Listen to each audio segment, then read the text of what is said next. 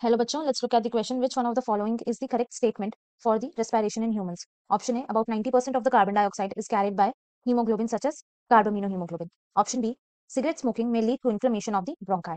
Option C, neural signals from the pneumotaxic centers in the pons region of the brain can increase the duration of inspiration. And option D, workers in grinding and the stone breaking industries may suffer from the lung fibrosis. तो यहाँ पर जो हम की concept use करेंगे, that will be the respiratory disorders. तो ये respiratory disorders होते क्या हैं? इसे हम डिफाइन कर सकते हैं that these are the disorders या डिजीजेस जो कि होंगी of the lungs. These are the diseases of the lungs and the human airways जो कि क्या करेंगी, that will affect the respiration. There are different factors जो कि ह्यूमन रेस्पिरेशन को अफेक्ट करेंगे, जो कि क्या क्या इंक्लूड करते हैं. It includes the genetics, second the allergies, third कि इंसान स्मोक करता है या नहीं, सो स्मोकिंग, फोर्थ इज कि एयर पोल्यूशन किस तरीके से अफेक्ट करेगी, and fifth is the bacterial and viral infections. तो ये 5 जनरल फैक्टर्स हैं जो कि ह्यूमन रेस्पिरेशन को अफेक्ट करेंगे and they can lead to respiratory diseases. Examples देखें हम रेस्पिरेटरी डिजीजेस की, तो सबसे कॉमन है ESMA, chronic obstructive pulmonary disorder disease जिसे हम COPD भी बोलते हैं.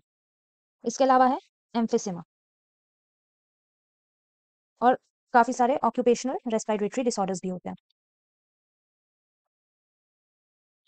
यहाँ पर हम अपने ऑप्शंस देखें तो जो पहला ऑप्शन है that is about 90% of the carbon dioxide is carried out by haemoglobin as carbamino. Statement है दैट इज इनकरेक्ट. क्यों? क्योंकि जो कार्बन डाइऑक्साइड है इन दी ब्लड 70% अप्रोक्सीमेटली ये ट्रांसपोर्ट होगी एज बायकार्बोनेट आयंस, और जो रेस्ट 20 से 25% होती है वो कैसे करेगी, एज दी कार्बोमिनो हीमोग्लोबिन. तो ये स्टेटमेंट तो हमारा इनकरेक्ट है. नेक्स्ट है कि सिगरेट स्मोकिंग में lead to inflammation of the bronchi. तो जो सिगरेट स्मोकिंग है ये जनरली क्या कॉज करेगी, इट विल कॉज दी एम्फिसिमा. तो ये स्टेटमेंट भी इनकरेक्ट है. थर्ड है कि जो न्यूमोटॉक्सिक सेंटर है पॉन्स रीजन का वो इंक्रीज कर देगा इंस्पिरेशन का ड्यूरेशन.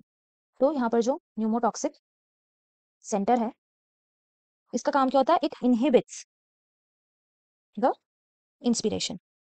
लास्ट स्टेटमेंट अगर हम देखें that the workers in grinding and stone breaking industry में suffer from the lung fibrosis. तो ये स्टेटमेंट करेक्ट है. तो ये स्टेटमेंट करेक्ट कैसे है कि जो वर्कर्स हैं वो क्या करेंगे, they will do the grinding और स्टोन ब्रेकिंग कॉन्स्टेंटली करेंगे, तो इसकी वजह से there will be a huge amount of dust, जिससे डस्ट जनरेट होगी. और ये जो डस्ट है इससे अगर हम लोग लॉन्ग ड्यूरेशन का एक्सपोजर रखेंगे तो ये क्या करेगी, it will result into the inflammation. Inflammation किस चीज का होगा, ऑफ द फाइबरस टिश्यू जो कि प्रेजेंट होंगे इन द लंग्स. देयरफॉर ये क्या कॉज करेगी, it will cause the lung fibrosis. So here option D will be the correct answer. I hope you guys understood it well. Best of luck.